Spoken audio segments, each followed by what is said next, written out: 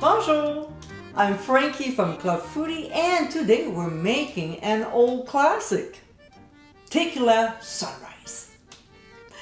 Colorful and refreshing, this is a fun cocktail to sip with your friends while sitting on a patio. So let's get mixing.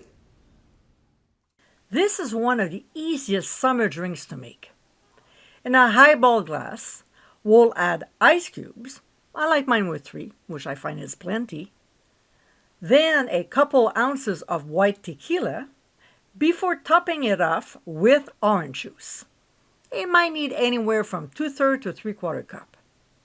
And we'll finish it with grenadine. It gives that gorgeous color and also some sweetness to the cocktail. Now, because the syrup is heavy, it will sink to the bottom of the glass. For the finishing touch, we'll garnish with an orange wheel and a couple maraschino cherries. This is a classic version from the 70s, and to find out the original version from the 30s, visit the blog. And my friends, this is our Tequila Sunrise. Quick and easy to make, this refreshing and colorful drink is perfect to enjoy on a hot summer day.